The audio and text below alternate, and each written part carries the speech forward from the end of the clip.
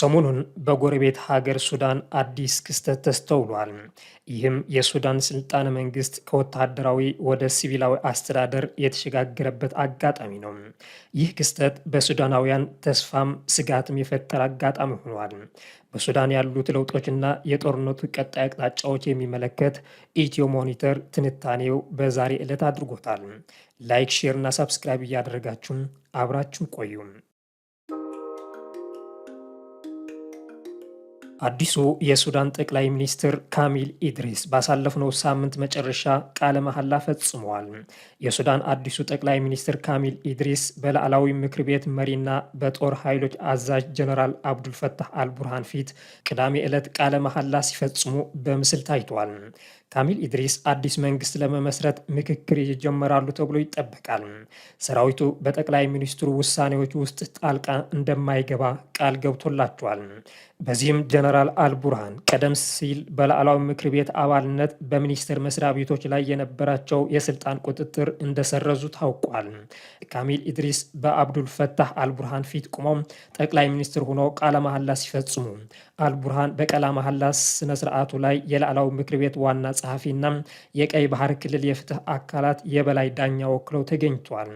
እንደ አውሮፓውያን አቆጣጠር ኢድሪስ ግንቦት 19 ጠቅላይ ሚኒስትር ሆኖ በጀነራል አልቡርሃን የተሾሙት ጠቅላይ ሚኒስትር ካሚል ኢድሪስ ፕሬዝዳንት አብደላ ሐምዶክ በጥር 2022 ስልጣን ከለቀቁ በኋላ የመጀመሪያው ስልጣን የያዙ ሲቪል ሰው ሆኗል።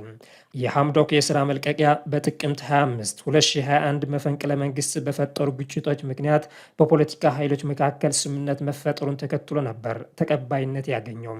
ሰሞኑን በሱዳን የታየው ሌላ ክስተት ሁለቱ አዲስ የላዕላዊ ምክር ቤት አባላት ሳልማ አብዴል ጃልበር አል ሙባረክ እና ናውራ አቡ መሐመድ ጣሂር በምክር ቤቱ ፊት ቃለ መሐላ መፈጸማቸው ነው። ናውራ የሱዳንን ሕዝብ ለማገልገልና ደህንነታቸውንና የተከበረ ሕይወትን ለማረጋገጥ ጥረታቸው ሁሉ እንደሚሰጡ በመግለጽ ለሱዳን እድገት ቃል ገብቷል። ሳልማ አል ሙባረክ የላዕላዊ ምክር ቤት ኃላፊ ለሽሞታቸው የተሰጣቸው እምነት አመስግነው በሁሉም የስራ ዘርፍ የሱዳን ኃይሎች ያስመዘገቡትን ድሎች አድንቀዋል። የታዋቂው እስላማዊ ሰባኪ አብዱል ጃባር አል ሙባረክ ልጅ ሳልማም ቀደም ሲል ከጥቅምት 25 መፈንቅለ መንግስት በኋላ የተሾመ የላዕላዊ ምክር ቤት አባል ከ3 አባላት ጋር በመሆን በሐምሌ 2022 ከመሰናበታቸው በፊት የነበሩ ናቸው። የሱዳን መንግስት ህገ መንግስታዊ ሰነዱን እንደ አውሮፓውያን አቆጣጠር የካቲት 19 አሻሽሏል። ላዕላዊ ምክር ቤትና የሚኒስትሮች ምክር ቤትን ባቀፈው የሽግግር ህግ አውጪ ባለስልጣን አቅራቢነት ጠቅላይ ሚኒስትሩን የመሾምና የመሻር መብት ሰጥቷል። ህገ መንግስታዊ ማሻሻያ ከየካቲት 23 ቀን 2025 ጀምሮ የሽግግር ጊዜውን ወደ 39 ወራት አራዝሟል። ይህም ማሻሻያዎቹ በይፋዊ ጋዜጣ ታትሞ ወጥቷል። ይህ ማሻሻያ በብሔራዊ መግባባት ወይም በአዲስ ምርጫው አለመኖር ላይ የተመሰረተ ነው። ለዚህም ነው በሱዳን ግጭቶች እንዲበራከቱ ያደረገው ይላሉ የህግ ባለሙያዎች።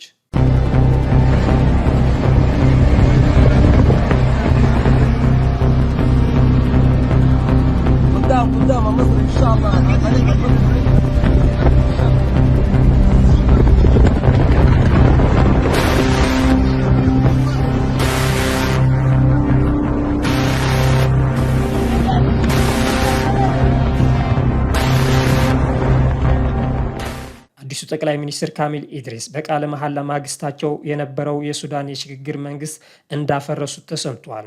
ሱዳን ትሪቢዩን እንደዘገበው ጠቅላይ ሚኒስትር ኢድሪስ አዲስ አስተዳደር እንደሚያዋቅሩ እየተጠበቀ ነው።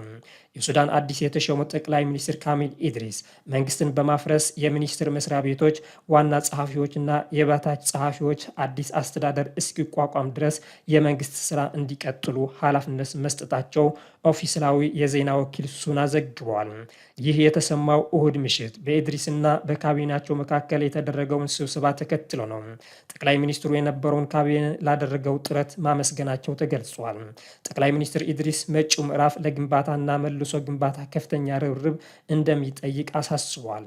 ስብሰባው የጠቅላይ ሚኒስትሩን የወደፊት ራዕይና የሽግግር ጊዜን በተመለከተ በቀረበው መርሃ ግብር ላይም ተወያይቷል። ከስብሰባው በፊት ለሱዳኖች ባደረጉት ንግግር ኢድሪስ የመንግስትን ቅድሚያ የሚሰጧቸውን ጉዳዮች ዘርዝሯል። እነዚህም አጠቃላይ ውይይት መጀመርና አመፁን ማስቆም እንደሆነ ገልጿል። ለሱዳን ሕዝብ 6 አስቸኳይ ሀገራዊ ቅድሚያ የሚሰጣቸው ጉዳዮችም አውጇል። ከእነዚህ መካከል በዋናነት አመፁንና ሁሉምን አይነት አማጺ ሚሊሻዎችን በማስወገድ የሀገርን ደህንነትና የመንግስትን ክብር ማስጠበቅ እንደሆነ አጽንኦት ሰጥቶታል። ጠቅላይ ሚኒስትር ኢድሪስ ሚሊሻዎችን የሚደግፉ ሀገራት በእቅድ በፋይናንስና በአፈጻጸማቸው ላይ የሚሳተፉን ጨምሮ የወንጀል ድርጊቶችን እንዲያቆም ጠይቀዋል። ሱዳን የተባበሩት አረብ ኤሚሬቶችን በቻድና በሌሎች ጎረቤት ሀገራት በኩል ለፈጣን ድጋፍ ሰጪ ኃይሉ RSF ወታደራዊ እርዳታ ትሰጣለች ስትል ትወቅሳለች። ሱዳን ከሚያዝያ 15 ቀን 2023 ጀምሮ ከሰራዊት ጋር ለሚዋጉ ኃይሎች ፖለቲካዊ ድጋፍ ትሰጣለች ስትል ከኤሚሬትስ የነበራት ዲፕሎማሲያዊ ግንኙነት ማቋረጧ ይታወሳል። ኢድሪስ ቅድሚያ ከሚሰጣቸው ጉዳዮች መካከል የትኛውንም ፓርቲ ያካተተም የሱዳን ውይይት መጀመርን ያጠቃልላል። ከሁሉም የፖለቲካ ኃይሎች እኩል ተሳትፎ ለማረጋገጥም ቃል ገብቷል። ጸጥታና መረጋጋትን ለማስፈንና የኢኮኖሚ ሁኔታን ለማሻሻል በማለት የሽግግር ዘመኑንና አስፈጻሚ በብቃት ለማስተዳደርም ቃል ገብቷል። ወደ ውጭ የሚላኩ ምርቶችን ለማሳደግ ኢንዱስትሪዎችና ግብርናዎችን እንደገና ለማንቀሳቀስ የሱዳንን ግዛት መልሶ ለማዋቀር መልሶ ግንባታ ለማካሄድና ቅሬታዎችን ለመፍታት የያዟቸው እቅዶችን አብራርቷል። ጠቅላይ ሚኒስትሩ የተጣለባቸውን ከፍተኛ ኃላፊነት በመገንዘብ የፍትህ፣ የሰላም፣ የህግ የበላይነትና የዘላቂ ልማት መርሆችን ለማስከበር ቁርጠኝነት እንዳላቸው ገልጾም እንደ መብራት፣ ውሃ፣ ጤናና ትምህርት ያሉ አስፈላጊ አገልግሎቶችን እንደሚያስፋፉም ቃል ገብቷል። የተቃዋሙኝን ሁሉና የሚደግፉኝን ሁሉ አመሰግናለሁ። አንድ ላይ ሆነን አንድ የተወሰነ ሀገራዊ ፕሮጀክት ላይ መድረስ እንችላለን። አንድ ላይ ሆነን ይህን ታላቅ ህዝብ ከጨለማ ዋሻ ውስጥ አውጥቶም መብራት እንዲያይ ማድረግ እንችላለን ብሏል። የግል ክብርን አልሻም፣ በህዝብ የሚመራ አገልጋይ እንጂ ህዝብን የሚመራ ባለስልጣን መሆን አልፈልግም ብሏል ካሚል ኢድሪስ። ጠቅላይ ሚኒስትር ኢድሪስ ወደ ስልጣን መምጣትን በሱዳናውያን ተስፋና ስጋት ጭሯል። ጠቅላይ ሚኒስትሩ ያስቀመጧቸው የቀጣይ እቅዶች ላለፉት 2 ዓመታት የልማት ዜና መስማት ላልታደሉ ሱዳናውያን ትልቅ ስንቅ ሆኖባቸዋል። በአንጻሩ የፈጣን ድጋፍ ሰጪ ኃይል ወደ ፖርት ሱዳን እያደረገው ያለው ግስጋሴም ለሱዳናውያን ሌላ ስጋት ፈጥሯል። ካሚል ኢድሪስ ጠቅላይ ሚኒስትር ሆኖ መሾማቸው ወታደራዊ አገዛዙን ህጋዊ ያደርገዋልና የቀጠለውን ግጭት ሊያራዝም ይችላል በሚል ከአንዳንድ የፖለቲካ ኃይሎች ተቃውሞ እየተሰማ ይገኛል። ሱዳን በጥቅምት 25 ቀን 2021 በጦር ኃይሉና በRSF መሪዎች ከተካሄደው መፈንቅለ መንግስት ተከትሎም የተፈጠረው የእርስ በርስ ጦርነት ህዝባዊና የጎሳ ልዩነትን እየተባባሰ መጥቶም ሱዳን በፖለቲካ ቀውስ ውስጥ እንድትገባ አድርጎታል። በዚህም 2 ዓመታትን በተሻገረው ጦርነት ከ150 ሺህ በላይ ሱዳናውያን እንዲሞቱ ምክንያት ሆኗል። ከ8.8 ሚሊዮን በላይ የውስጥ አገር ተፈናቃዮች፣ ከ3.5 ሚሊዮን በላይ ደግሞ ወደ ጎረቤት ሀገሮች እንዲሰደዱ አድርጓቸዋል። በሱዳን የነበሩ ኢትዮጵያውያንን ጨምሮ የሌሎች ሀገሮች ስደተኞችም በከፋ ችግር ውስጥ እንደሚገኙ የዓለም አቀፍ ስደተኞች ድርጅት መረጃ ያሳያል። ከቅርብ ጊዜያት ወዲህ የሱዳን ሰራዊት የበላይነት እየያዘ መምጣቱ ሲገለጽ ቆይተዋል። በተለይ ከ2 ዓመታት በኋላ ዋና ከተማዋ ካርቱምን ባለፈው ወር ከተቆጣጠረ በኋላ ጦርነቱ ወደ መቋጨት እያመራ ይመስል ነበር። ሆኖም ሰሞኑን እየወጡ ያሉ መረጃዎች ደግሞ ከዚህ በተቃራኒ ናቸው። ፈጣን ድጋፍ ሰጪው ኃይል እያካሄደው ባለው በሰው አልባ ድሮኖች የታገዘ ጦርነት የተወሰኑ ቦታዎች መልሶ እየተቆጣጠረ መምጣቱን ነው መረጃዎቹ የሚያሳዩት። ከዚህም አልፎ ካርቱምን መልሶ ለመቆጣጠር ከፍተኛ የድሮን ድብደባዎች እያካሄደ እንደሚገኝ እየተገለጸ ነው። የከፋ የሚያደርገው ደግሞ ቡድኑ በተቆጣጠረባቸው ቦታዎች የሚያደርሰው የሰብአዊ መብት ረገጣዎች እየከፋ መምጣታቸው ነው የሚገለጸው። በዚህም መፈናቀሉ እየባሰ መምጣቱና በተፈናቃይ ካምፖች የኮሌራ በሽታ ወረርሽኝ መከሰቱም ዓለም አቀፍ ድርጅቶች እየገለጹ ይገኛሉ። በዚህም በሱዳን ያለው ሰብአዊ ቀውስ አሳሳቢ ቢሆንም ዓለም ፊቷ አዙራባታለች በማለት በርካታ የሰብአዊ መብት ተሟጋቾች ይወቅሳሉ።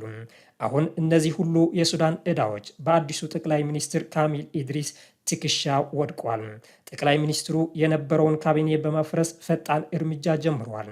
ሆኖም ይህ ሱዳንን ለ2 ሊከፍላት የተቃረበውን ጦርነት ጠቅላይ ሚኒስትር ኢድሪስ ይፈቱታል የሚል ጥያቄ የብዙዎች ሆኗል። የተከበራችሁ የኢትዮ ሞኒተር ተከታታዮች ለዛሬ ያዘጋጀነው ትንታኔ ይህን ይመስል ነበር። ስለተከታተላችሁን በማመስገን በዚህ እንሰናበታለን። ሰላም።